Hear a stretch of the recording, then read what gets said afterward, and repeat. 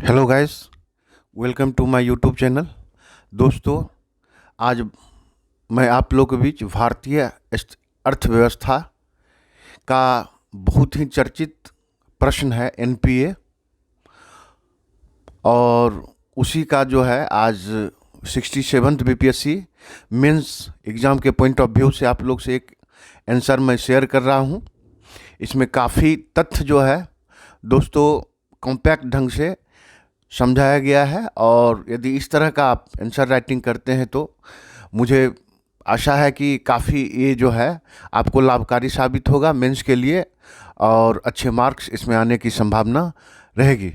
तो दोस्तों, ये प्रश्न है, एनपीए क्या है, अर्थव्यवस्था के लिए क्यों यह हानिकारक है? इसके समाधान हेतु सरकार द्वारा उठाए गए कदमों की चर्चा करें। दोस्तों, पिछले वर्ष से ही एनपीए जो है काफ़ी चर्चा में रहा है।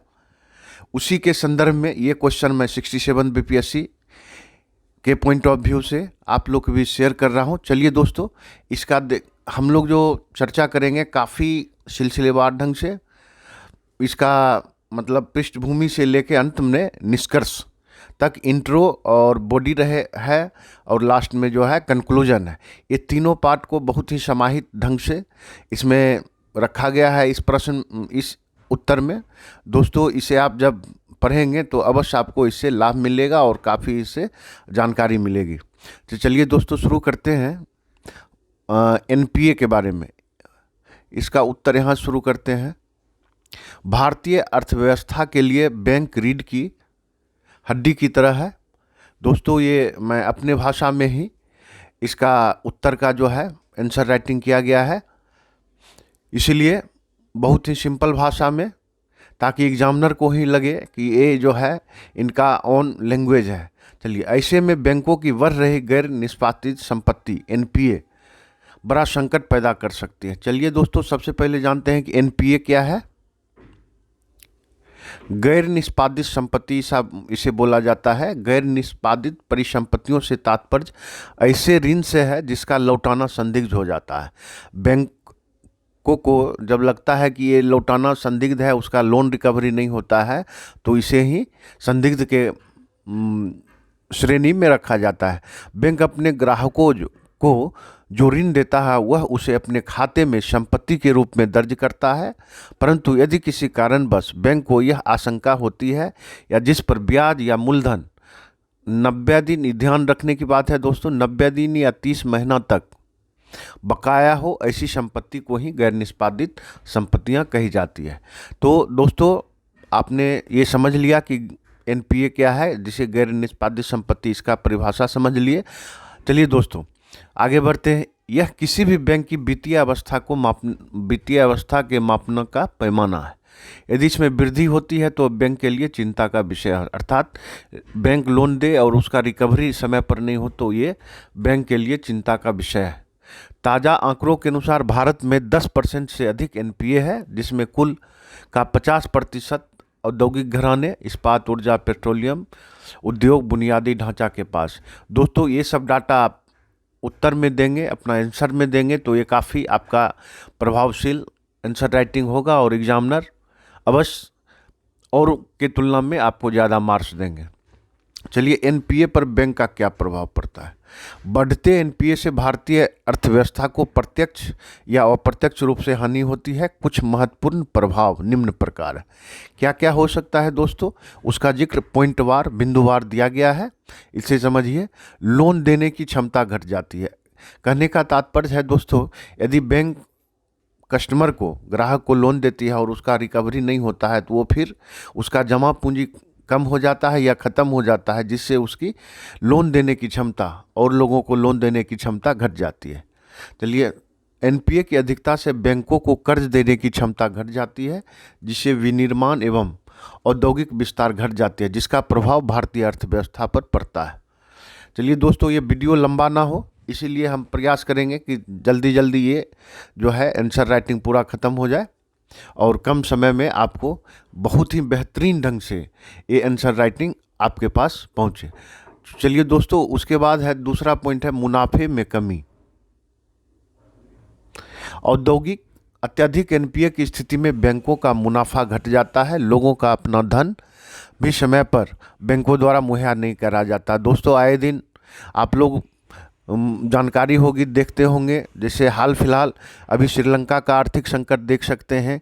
आपका अपना पैसा रहते हुए भी जब बैंक में पैसा नहीं रहेगा तो वो आपको दे नहीं पाएगा, अर्थात ग्राहक को परेशानी उठानी पड़ती है, तो स्थिति बन जाती है और बैंकों को आर्थिक संकट का सामना करना पड़ता है, उनके नकदी प्रभाव घट जाता है। दोस्तों, सभी पॉइंट अवश्य समझिए बढ़िया से। हाँ, तो कहने का तात्पर्य है दोस्तों, उसके नगद एनपीए की स्थिति में बैंकिंग क्षेत्रों में नकदी का प्रभाव कम हो जाता है, जिससे लोगों को दैनिक आवश्यकताओं की पूर्ति हेतु भी बैंक द्वारा राशि मुहैया नहीं कराया जाता है। उदाहरण के समय आप ले सकते हैं, नोटबंदी के समय क्या स्थिति हुआ था, सब लोग आप लोग अवगत हैं। मैं इस पर ज़्यादा चर्चा नहीं करूँगा क्योंकि वीडियो लंबा हो जाएगा। तो दोस्तों, उपरोक्त समस्या से निजात दिलाने हेतु भारत सरकार द्वारा समय समय पर अतिरिक्त पूंजी के रूप में लगभग 2.11 लाख करोड़ की धनहानि का मुहैया बैंकों को कराया गया है।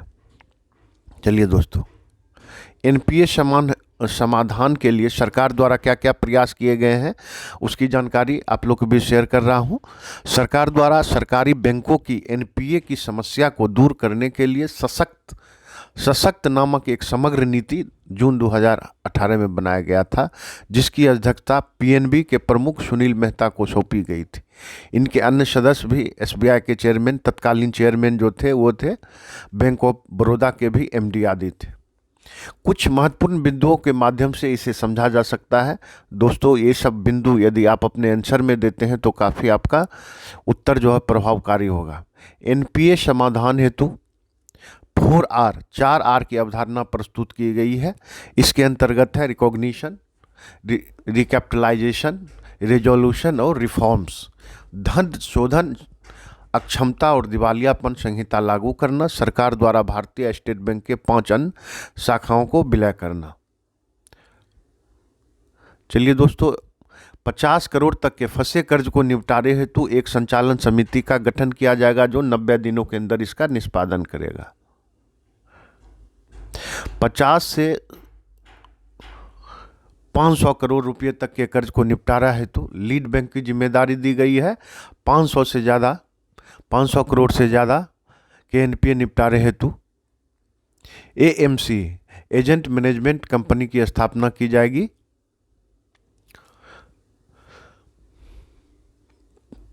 इसके तहत जो है फंसे हुए ऋण को वसूली किया जाएगा।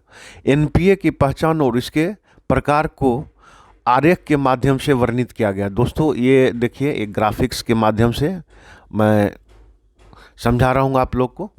ये इस तरह का आप भी खुद समझ सकते हैं। इस तरह का ग्राफिक्स अपने आंसर में आप देते हैं तो काफ़ी प्रभावकारी आपका आंसर होगा। भारतीय reserve bank SMA special mention account के माध्यम से एनपीए को 3 प्रकार में विभाजित किया है। एनपीए कैसे समझेगा?